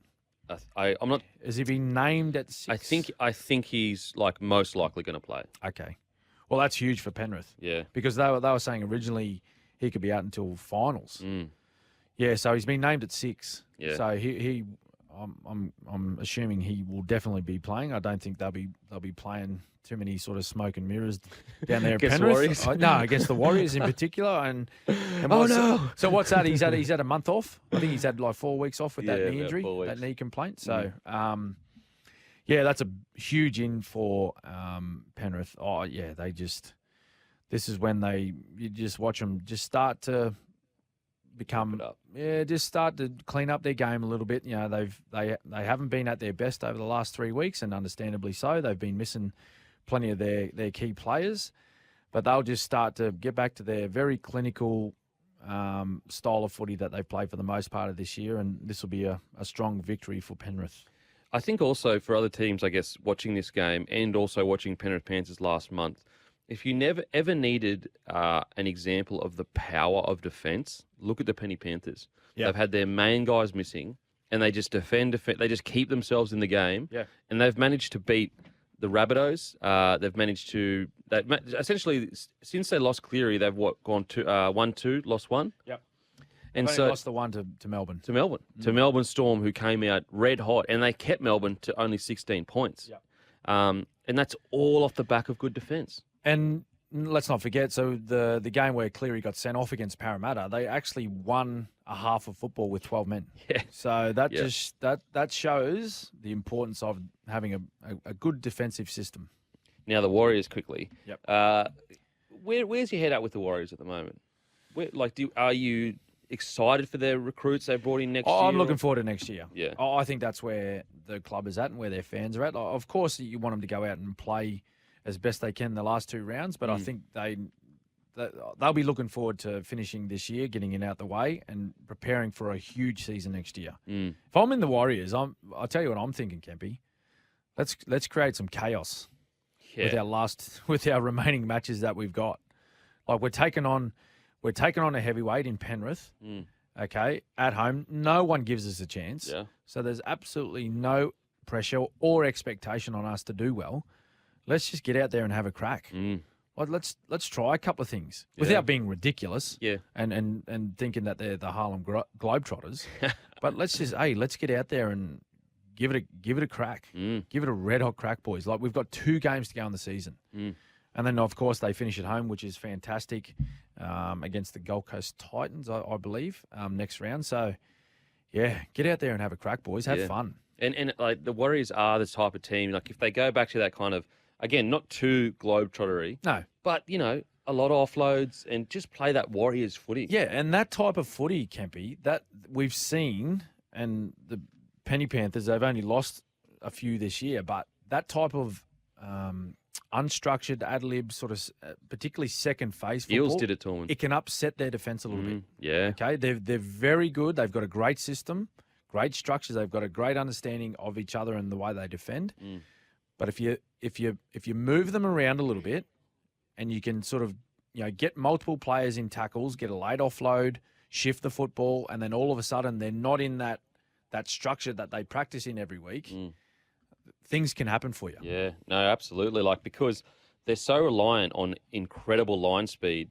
As soon as you throw that offload, you've got 4 in defenders, that's wide running forwards. Yep. They're in the middle of the field, and then your half's on the other side, and the rhythm is completely. You've got ruck defenders defending short sides. Yep. And it's all out of whack. So they're very good when they're in all the positions that they need to be in, like any team. But we're just talking about Penrith specifically because they are very hard to crack their defence. Yeah, get out there and just have a red hot go, boys. Absolutely. Now, we're going to head to a break. After the break, we're going to go through your texts. We've got 1,000 texts here, so keep texting 0457 736 736 or give us a call, 1300 01 1170. Is there something you've always wanted to ask Smithy? Give us a call and have a chat to Smithy, and we'll see you on the other side. Welcome back to the Captain's Run with Cameron Smith. Make sure to give @SEN League a follow on Instagram. We've got Kathy from Penrith. You there, Kathy? Yeah, hi, how are you boys? Hey, Kathy, good. Thank you. Yourself? Very well, thank you. Long-time Storm fan here. Love Cameron Smith. Congratulations on a fantastic career, Cam. What I'd like to ask you in particular is, with all this talk about these bottom teams not playing for anything and giving up halfway through the season when it's quite evident they can't make the 8, cast your mind back, Cam, to 2010. Yes. Your Storm Yes. team played for 0 points that year. Yep, that's right. You won 14 games and you lost 10. Now, what made you guys go out there every week and give it your best? Explain how you guys could do it back then, yet these teams today have got no interest in trying, and they've got nothing to gain. Oh, yeah, Lord, that's a great question, Kathy. We sort of sat down after we'd learned of the news that we wouldn't be playing for any points in that year, and we had to make a decision for what we were actually playing for. And there were still some really great reasons or strong reasons why we should go out and play well and not just throw the towel in and just say, well, our season's over. Number one was, well, we each have pride, don't we? We have pride in our performances and pride in the result and what we do for our club. We had our fans and our members that still stuck by our football team and our football club through that really tough period. We had some sponsors that stayed on board as well. And then we had all the staff of our footy club that are there every day working hard to try and improve the situation. So I think from a player's point of view, first and foremost, Kathy, it was a pride thing. Like, no matter the situation that we're in, where we were told that we weren't playing for points, and we knew a long way out from the finals that we weren't going to be a part of that final series in 2010, we still wanted to walk off the field after every game with our heads held high, thinking, you know what, we went out there to try and do our very best for our team and for our sponsors and for our fans and our members and everyone that follows the Melbourne Storm, so that we could when we walked off the field, like, we felt good about ourselves still. So that was that. I guess that was the main thing. But yeah, great question. Thank you, Cameron, because that is my point exactly as to why these players in today's age, they're too soft. Now, Melbourne's got 40,000 plus members, and I'll tell you what, we remember those days back in 2010, and we couldn't be more proud of those boys. Yet today's boys who just seem to think, oh, well, you know, we can't win, we can't get in the top 8 sort of thing, well, you know, we'll just hang around and look for a holiday. And that is it. It's a mentality that is not being driven into the young people today coming through. Thanks for your call, Kathy. Appreciate it. Thank you. Great point there from Kathy. It was an incredible season from the Storm to go on, win 14 games. And it's why the Storm are one of the best, if not the best, sporting organisation this country has produced. Now, we're going to head to a break. After the break, we've got plenty of more games to preview, and we're going to get through to your texts, so stay tuned. Welcome back to the Captain's Run with Cameron Smith. Make sure to give us a text, 0457 736 736. Follow at SEN League. Great Instagram page to follow for all your rugby league news and the biggest personalities in the rugby league game. Hey, Smithy and Kemp, love the show. Just wondering if you could provide tangible examples of standards that make a club successful. It is not dropping the ball for 5 minutes. Is it not dropping the ball for 5 minutes at training or repeating the sprint you did because someone pulled up short? Cheers, Macca. Well, we were just talking about that in the ad break, weren't we? Like that, you might be able to give a quick example of the Broncos, like when you're leading up to some conditioning as a young player. And if So, when I was a teenager, like if you even looked like, you know, your head was down and your body language was a bit negative because you're about to do a fitness session, the senior players would be like, mate, pull your head in. They'd be onto you straight away. Why are you complaining? A bit of fitness. You're kidding yourself. You're lucky to be here. And that was standard set. So that's a tangible example. We're going to head to a break. After the break, got plenty of big to preview. See you on the other side. Welcome back to the Captain's Run with Cameron Smith and myself. Schmelfy. Also Smelfy. Remember, you can catch up on anything you missed from the show via our podcast, which you can download now on the SEN app, or you can go to Apple and Spotify. You subscribe there. Have your say throughout the show, 1300 01 1170, or text 0457 736 736 and give at SEN League a follow. But it's time now to look at our game of the round, and we do that thanks to Suncorp. Get award-winning car insurance with Suncorp. So if you're looking for a bit of insurance for the car, head over to Suncorp, get it sorted. But Smithy, we've got Storm versus the Roosters. Now, Kofusi is back in the second row. Nelson Asofa-Solomona moves to the front row. What about his form lately? Wow. Stop it. Kamikamitha, back to the bench. Wishart won't play until finals due to ankle injury. Then for the Roosters, both Lindsay Collins and Tokiaho return on the bench, while Paul Momorowski is replaced by Drew Hutchin at the centre. Nat Butcher will play his 100th NRL game. How do you see this playing out, Smithy? Is Momorowski injured? Has to be. I think he's actually not been playing not the best. Okay. I think. Okay. Well, look, I'm backing my boys in. I'm backing the Storm, although this is going to be a cracking match, hence this being our Suncorp game of the round. What did the Storm take out of last week? I'm not too sure, because that wasn't really a tough game for them. It was a training run as such, like for the most part of that game. So it's really hard to get a gauge of where they're at. Really good performance against Penrith the previous week, but at the same time, playing against an undermanned Penrith side. So what's their mindset? I think that's the question I have, is what's their mindset? Are they capable of winning this game? Of course they are. But where are their heads at as far as their lead into this match? Because this is a very different prospect that they're facing this week. They're facing a side that are in really good form. They've got all their big guns playing. As you mentioned, Takiaho back, Lindsay Collins back as well, which only bolsters their side. Hargraves is playing well alongside Matty Lodge. Lodge has been outstanding for them. That pairing for them has been great. Can only imagine Jared Weir-Hargraves this week.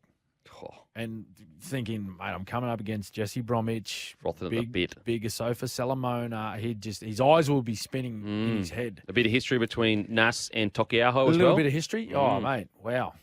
Playing in a final, got binned in the first 20 seconds. Holy, both of them at the cricket ground, 2019. On the same side too, I'm just creating arguments for both sides here. On the Roosters side though, okay, they've won 6 in a row. They're looking for 7 straight. Just having a look at their opposition though in those 6 weeks. Not the strongest competition. I think the strongest would be Cowboys that had a really rough week. That's right. Down in Sydney, and they had a pretty rough week. We can all excuse them for not being at their best. Think back prior to that though, Kempy. In the 3 games before, they went on this little winning streak of theirs. They lost to Melbourne, they lost to Penrith, and I think it was Parramatta. I think so. I think it was Parramatta. So when they were playing against those sides, they didn't get any good results. So we'll get a really, really good look at Roosters and a gauge on where they are actually sitting in this sort of top 8 sort of picture when they travel to Melbourne Friday night and take on the Storm. Because the concerning thing with the Roosters, they're on an incredible run and they've just been slowly building. They're a very scary side to play right now. And I think that they absolutely are going to make a run for it. But there is a world where they could miss the 8. That's right. And so absolutely. If they lose against the Storm, they play the Rabbitohs in the new stadium or the rebuilt stadium. It's not just a matter of, we're just going to cruise into the 8. They literally are playing for a final spot, which seems bizarre because they seem like one of the top tier sides right now. Well, they're the team with the best form. So they've won 6 in a row. I think the next is, both Sharkies and Melbourne, they've won 4. But this is the team with the most consecutive wins right now in the comp. Yeah, wow. So that's what I'm saying. I think we'll have a really good look at the Roosters and actually show us where they are at because they're taking on one of the heavyweights. Now think back only, what was it, 8 weeks ago? They couldn't get the job done against those top tier sides. They are now facing a couple of them in consecutive weeks, and they need to get the job done. So huge game for Roosters, huge game for Storm, but particularly Roosters looking to try and. Well, they're trying to lock in a spot in the finals. If they win this one, I think they're in. They stay. Do you, you've obviously played so many years, do you rather an easy run into finals, so you're rested or whatever, or do you think it's better to play top-tier teams running into finals? Really? No, I like to play the tough ones. I like playing the top teams. So the Sharks, for example, they've got an easy draw. That's a negative. Yeah. Yeah, wow. Well, I'm not saying it's a negative. I just much prefer to be battle hardened. Yeah, I just much prefer to be playing the teams up the top of the ladder because they're in good form as well. They all know it's coming close to finals. You're playing against teams in form. You're ready to go because you're going to be facing those sides in the finals anyway. Like look at Melbourne. I think I used this maybe earlier in the week or last week on our show. You look at Melbourne in 2021. They had the softest run ever. And I know the competition wasn't as competitive as it is this year. But like the last 6 weeks, like they scored like 300 points in the last 6 games of the season leading into the finals. Then they play week 1 against Manly. Manly didn't turn up. They beat them by 30 or 40 in a semi-final. Yeah. Have a week off, and then they turn up against Penrith. And I know they only just got beaten, but I just think they weren't hard enough. They weren't battle hardened for that contest. And if they were, it may have been a very different result. Well, it's the same with Manly. Manly had a really easy run into the finals that same year. They got up against a Storm and got absolutely dusted. Whereas the week before, if you actually watch the matches, like the end score was 40-20 to Manly. But if you watch them, it was against the Cowboys, and the Cowboys took it to them for the first half. Yeah. And it was that incredible second half by Tom Trbojevic. So yeah, that's right. Yeah, I agree. Like in regards to being ready to go for a run in finals, you want a tough draw, like last 2 games, I'd say 2 to 3 games. But in regards to obviously position, you want a soft run, obviously with the Sharkies. Hopefully they can, if you're a Sharkies fan. But Melbourne versus the Roosters, I cannot wait for this match. I just think it's going to be absolute fireworks. I would make the argument, Roosters right now, with all their players back, they arguably have the best front row rotation in the comp. Right. Because they've got Hargreaves, Lodge, then they've got Tokiaho, Collins. Like, I'm trying to think of another squad that has that high quality in the 4. I think there's other squads with better starters. Yep. But 4 front rowers that are that high quality. I'm trying to think. No, I think you might right be right. Up there. Yeah, I think you might be right. I think that's a really strong rotation, as you just mentioned. Well, you're talking about Takiaho and Collins, they're both representative players coming off the bench. Yes. So Lodge and Hargraves go to the bench, and you're replacing them with rep players. So, yeah, big one. Big one. I'm tipping Melbourne. Who are you tipping? I'm putting you on the spot here, mate. Come on. Oh, You're Roosters, aren't you? I think the Roosters get the job done. done. You can say Roosters. It's all good, mate. I think the Roosters get the job done. I'm not hesitant as in because I don't know who's going to win. But if I had to pick anyone, put it this way: Lindsay Collins and Tokiao don't come back in, I go Storm. Okay. But I just think that's going to be super hard to combat through the middle there. Who's going to have to? Who'll be best on ground if Roosters win? Best on ground if Roosters win. It's a really tough one. Probably Kiri. He's really starting to hit form. Yep. He's really starting to hit form. Mm-hmm. Best on ground for Storm if Storm win. I think Hughes. Hughes, he's so good. Yep. Far out, he's good. I think Hughes. If Hughes goes out there and has a monster game, Storm get this one done. The one area where I think the Storm can really upset the Roosters is because they do have a massive forward rotation, the four players that are so big, that I just think maybe the speed around the ruck with Harry, Hughes, Munster, it may be hard for Roosters to combat that because there were periods there against the Broncos where the speed around the ruck was so quick the Broncos just couldn't even get back in time. Yeah. And so that's where I think the Storm may have some success with the bigger forwards in the middle there of the Roosters. But on the flip side, the size of that pack, the Roosters may have incredible go forward. And then you've got Suoli'i coming in off the edge there for an incredible run. So, yeah, that's our that was our game of the round thanks to Suncorp Car Insurance, winner of CanStar's Outstanding Claims Award 7 years in a row. 7 years in a row. Now, on to the Raiders versus the Manly Sea Eagles. Raiders remain unchanged after their 28-22 win over Newcastle. What happened there? Wowee. Newey. Wow. Wow. Don't know. Manly Sea Eagle team news. Taui Maolo Vega has been named to debut on the wing. Apologies if I got that wrong. Replacing Alfred Smalley. Andrew Davies starts as second row in the place of Ethan Bullimore, while Tafoa Sipley starts at prop in place of Martin Tapau. I was sitting there watching that Canberra game last week thinking, what is happening? Oh, my God. Like you need to win all of your matches to be involved in finals. But they got the job done, so good on them. It took them the best part of that second half to get it done, but they got it done. So remains unchanged. I think they go on and win again. Yeah, I think they go on and win again. Really? Manly seems as though they've just fallen in a heap. Well, it was only recent. Like Martin Tapau put up on his Instagram. Basically, it was all the times where he didn't get the ball in plays. And so someone had created a highlight reel saying the reason why Manly lost is because Martin Tapau never gets the ball. And then he reshared it in his story, and he's already asked for a release early this year. So I'm concerned internally what's happening at Manly. Yeah. It seems to be something. Fair bit going on. Because they seemed like they were travelling pretty good there for a period of the season. Really good. And travelling like nicely, just putting along nicely, picking up, wins here, wins there. It looked like for certain they were going to play finals. And then it's fallen in a heap. It really has over the last month. Really sad because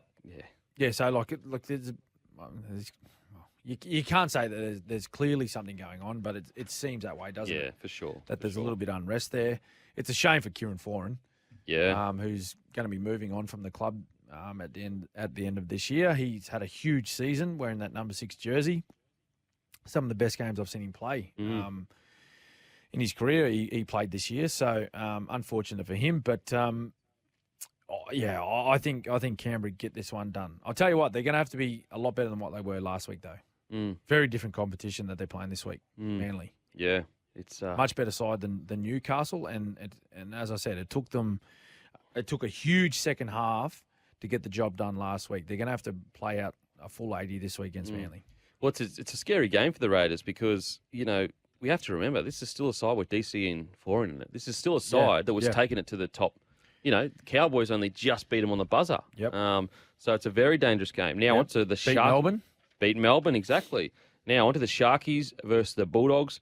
Talakai returns at centre. Teague Wilton is back on the bench, so Trindle moves to 18th man. Fafita will play his final home game for the Sharks. Congratulations on an incredible Sharks career, Fafita.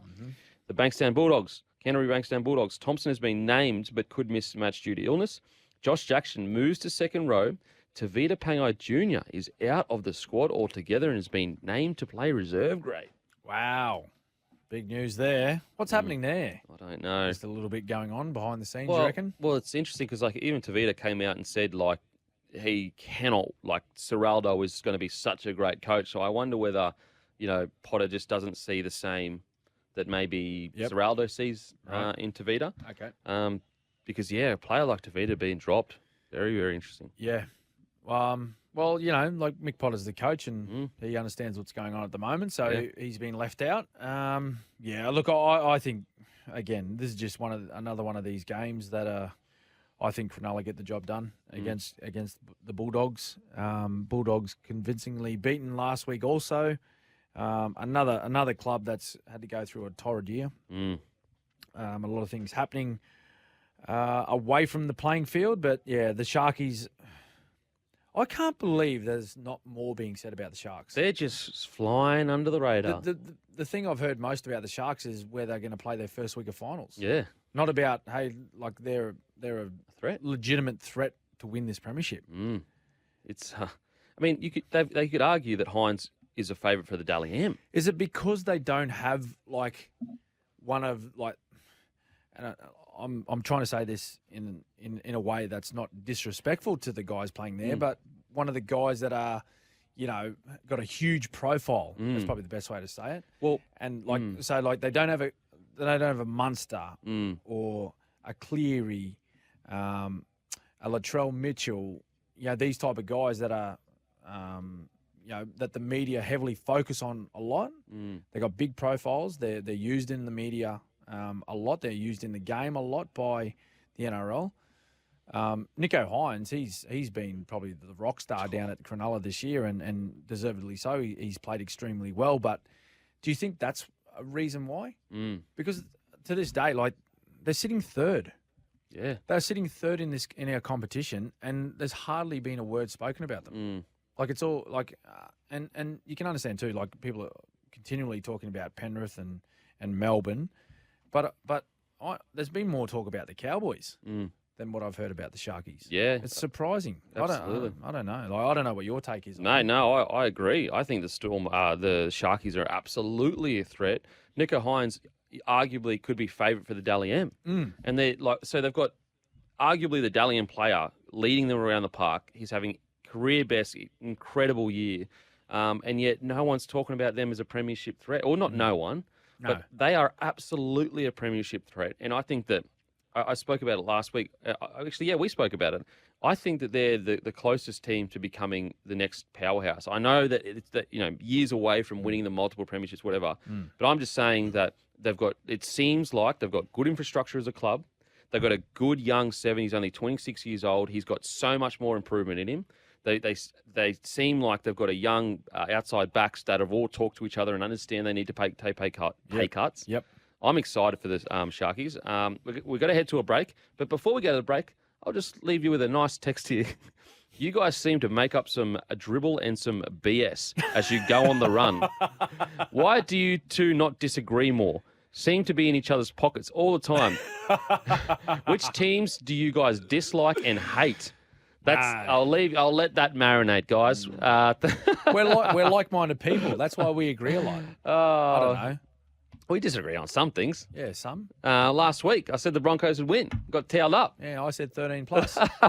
We're going to head to a break. After the break, we've still got some. We've got the best hands. Holy Schnitz.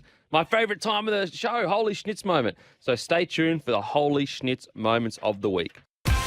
Holy Schnitz. Time now for the sporting highlight of the week. Thanks to Schnitz, home of fresh, golden, handcrafted schnitzels.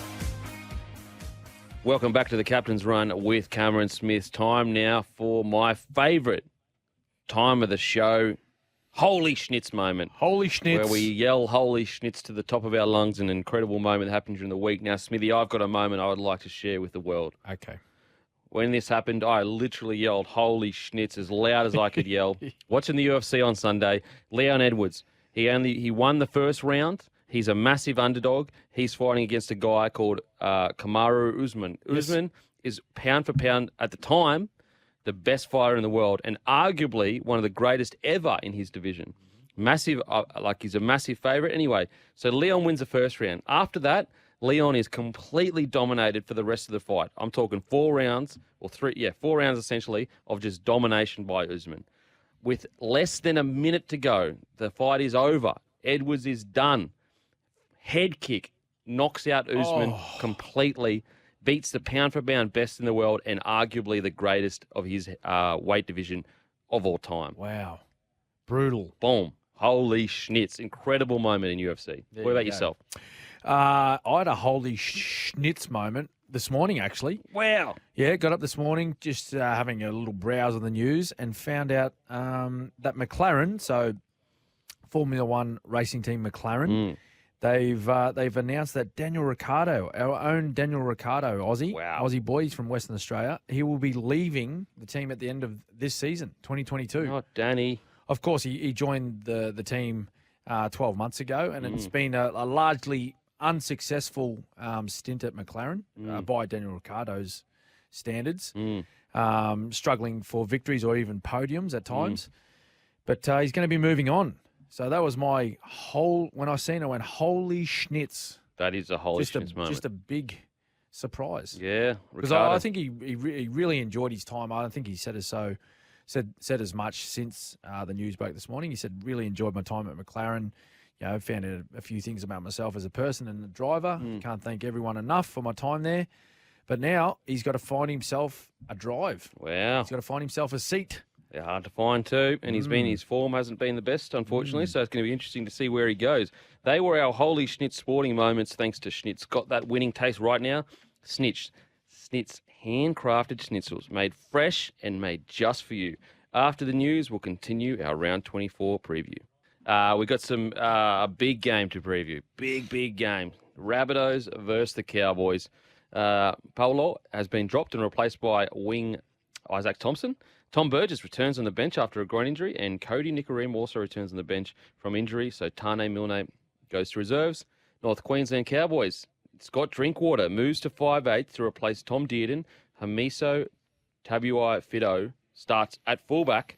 How do you see this game playing out, Smithy? Well, Tom Dearden, he's suffered something to the testicle. The family jewels. Yeah. Oof. But what about how tough's this? So he suffered it in the game, didn't report until the following morning. No. Ruptured testicle. Wow. I don't know whether he's brave or he's crazy. Wow. I don't know. Big effort, though.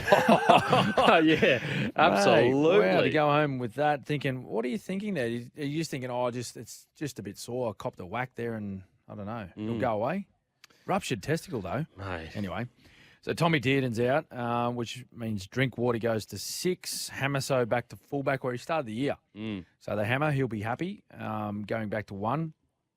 Jackson Bolo, we're just talking about in the ad break, he didn't have a great game on the weekend, dropped a few balls, particularly in try-scoring opportunities.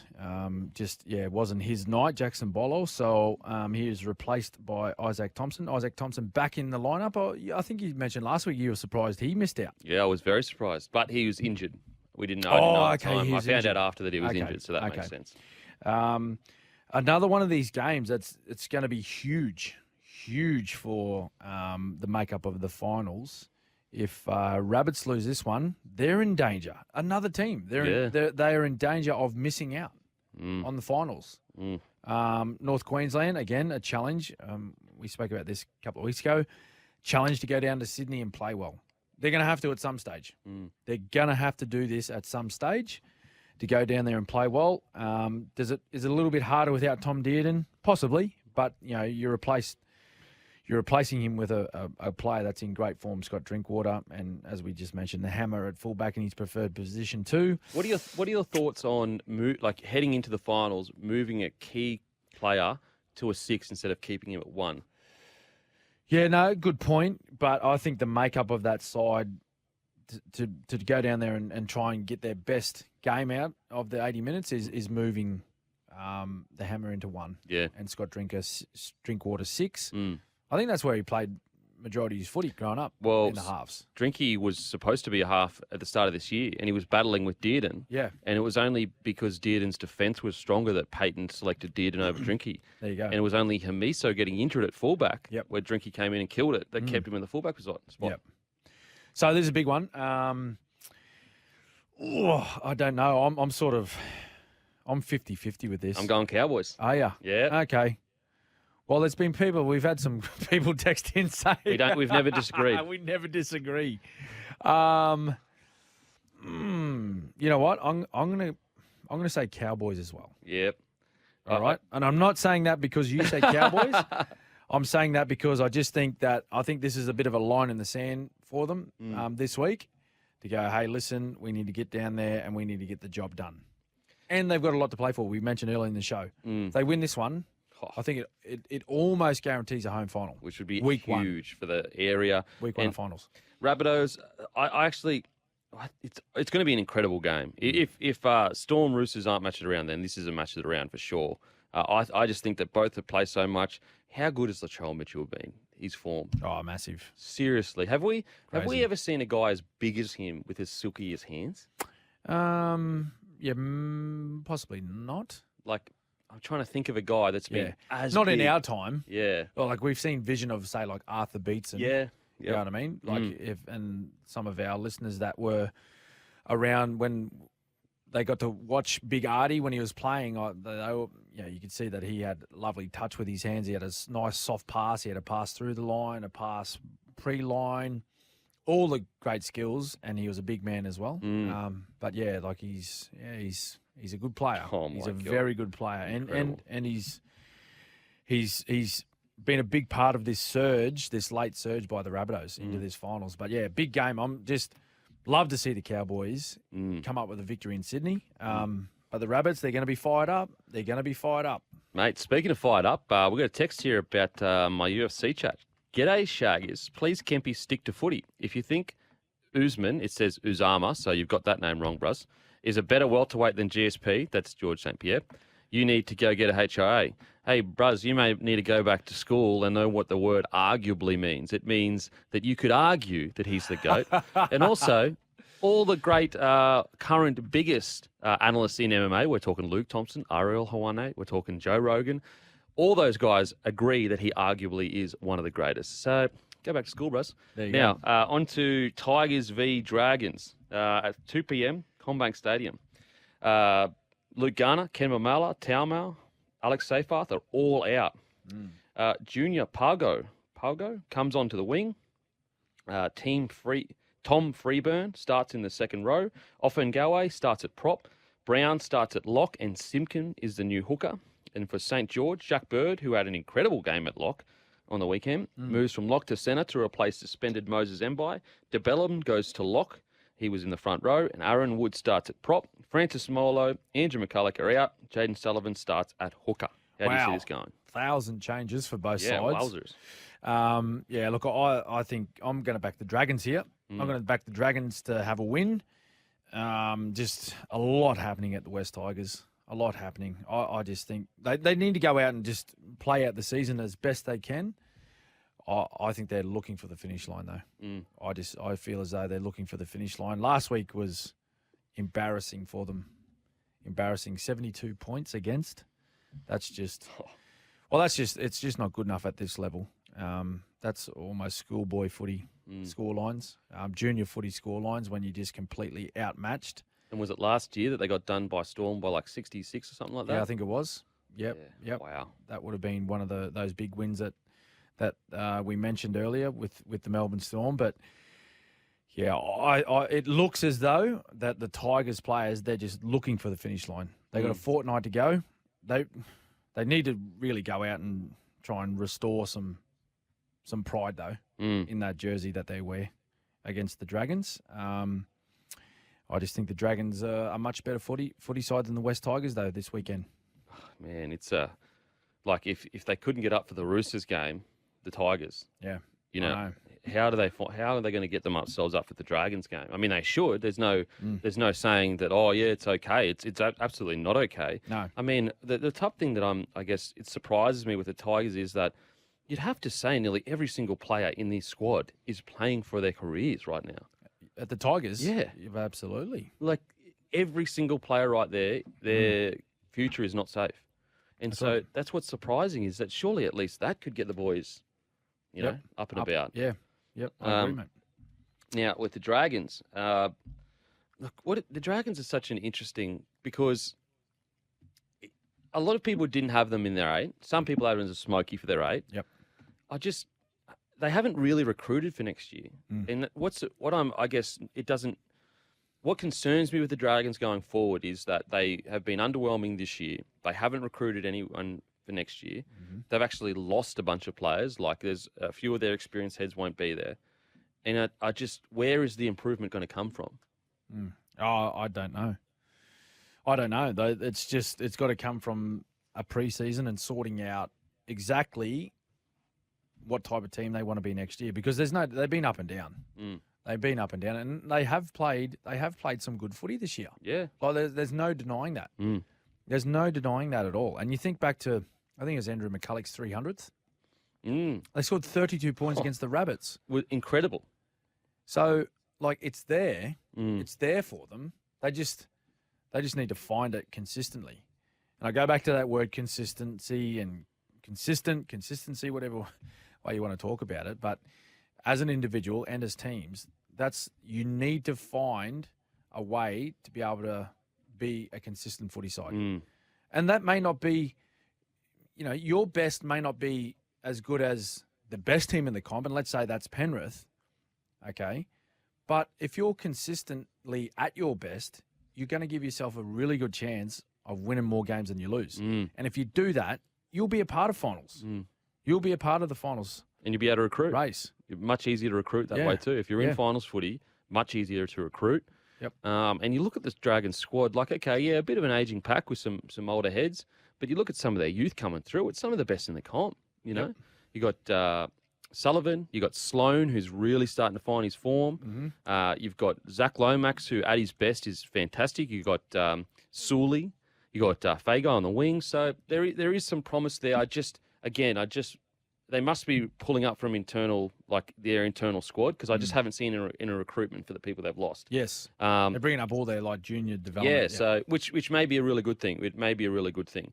Now we've got some text here. Hi guys, you can scrap Isaac Thompson. He didn't get through training. That's from Darren.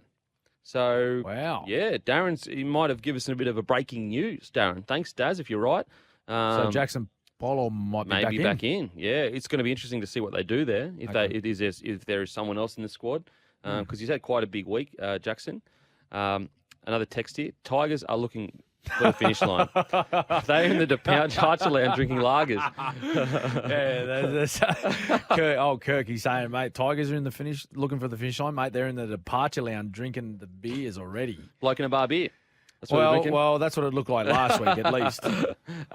Hello, guys. Do you think it would strengthen the Panthers playing Sean O'Sullivan off the bench in the finals instead of Jamin Salmon? Or would this go against what they've been preparing for all season? I noticed Salmon isn't playing this week. Is he rested or injured? That's from Oren Parkbear. I think he's just been replaced. I think he's just been replaced by... I haven't heard any injury news coming out of the Panthers about Salmon. I think he's just been replaced with Luai being back. And I think they just feel that O'Sullivan's the best 7 for them to guide them around the park. Yeah, absolutely. And I think also with O'Sullivan, you want to get as many games under your belt as possible, because in the final series, if someone goes down to go wrong with Nathan, then he'd be the first man in. Yeah, for sure. Now we're going to head to a break. After the break, we've got the Titans versus the Knights to preview. I'm sure you're all waited in bated breath for us to preview that. And then we're going to read your text. So we'll see you on the other side. Welcome back to the Captain's Run with Cameron Smith. Smithy, we've got some breaking news here. A text in from Josh from Tamou. Breaking news. He says, more breaking news. Roosters to beat the Storm 13+, and the GOAT to cry live on the coverage. That's some breaking news there. Some great Josh, I'll breaking news. guarantee you, mate, I will not be crying. I will not be crying. I hope it's a cracking game. It will be a cracking game. If the Roosters are too good for Storm, then so be it. So be it. So be it. Great for our competition. Now on Go to the Storm. on to Titans versus the Knights. Titans. Patrick Herbert is out with a knee injury. Replaced him at centre. It's Jamin Jolliffe to start at prop. Khalees Haas joins the bench for his NRL debut. And Khalees Haas, apologies if I'm not saying that right. Khalees Haas? Haas is Payne Haas's younger brother. There you go. So really interesting to see how he goes.